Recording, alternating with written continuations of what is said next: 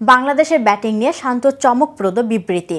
সম্প্রতি শান্ত গণমাধ্যম বিবৃতি দেন, আর ওই বিবৃতিতে উঠে আসে তিনি বাংলাদেশের ব্যাটিং নিয়ে মোটেও বিচলিত নন। জিম্বাবুয়েকে টি-20 সিরিজে হোয়াইট ওয়াশের সুযোগ এসেছিল বাংলাদেশের সামনে, তবে মিরপুর পঞ্চম টি-20তে বাংলাদেশ হেরে যায় 8 উইকেটের ব্যবধানে।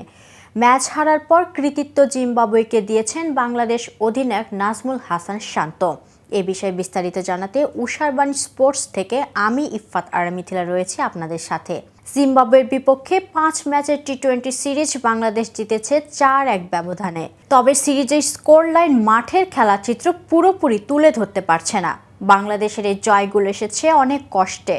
জিম্বাবুয়ের বিপক্ষে তৃতীয় ও চতুর্থ টি-20 বাংলাদেশ জিতেছে যথাক্রমে 9 ও 5 রান ব্যবধানে, যেখানে গত পরশু মিরপুরের চতুর্থ টি-20 42 রানের মধ্যে নিজেদের 10 উইকেট হারিয়েছে স্বাগতিকরা। একই মাঠে পঞ্চম টি-20তে 15 রানের বাংলাদেশ হারিয়েছে 3 উইকেটে। তবে সতীর্থদের এবং নিজেদের ব্যাটিং নিয়ে বাংলাদেশ অধিনায়ক শান্ত খুব একটা বিচলিত বলে মনে হলো না।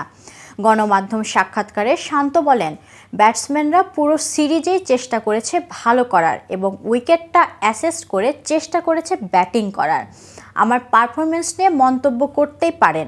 আপনারা অনেকেই বলছেন যে এক্সপেকটেশন অনুযায়ী এই সিরিজটা হয়নি, বাট আমি আমার যে প্রসেস সেটাই করছি, যা আমি আমার ব্যাটিং নিয়ে আমার স্কিল কিভাবে ডেভেলপ করতে পারি সেগুলো নিয়ে কাজ করছি। তবে আমাদের মনে রাখা উচিত প্রত্যেকটা সিরিজ যে একটা ব্যাটসম্যানের ভালো যাবে এরকম কোনো কিছু না। বর্তমান সময়ে টি-20 ক্রিকেটে যেখানে রানের বন্যা বয়ে যাচ্ছে, সেখানে বাংলাদেশ এমন গড়পড়তা ব্যাটিং কিংবা দলীয় সংগ্রাহককে শান্ত খুব একটা খারাপ মনে করছে না। বিশেষ করে আইপিএলে প্রায় নিয়মিত দেখা মিলছে 240-এর বেশি দলীয় সংগ্রহ। এ ব্যাপারে শান্তকে প্রশ্ন করা হলে উত্তরে শান্ত বলেন, আইপিএলের সঙ্গে আন্তর্জাতিক ক্রিকেট মেলানো যাবে না। আমার মনে হয় লাস্ট ইয়ার পিএলএসেও এরকম রান হয়েছে 200+।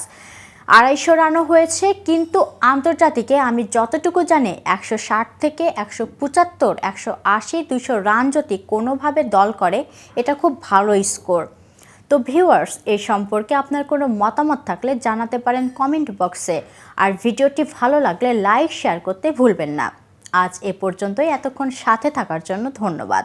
নিত্য নতুন খেলার আপডেট পেতে উষারবাণী স্পোর্টসের সাথেই থাকুন।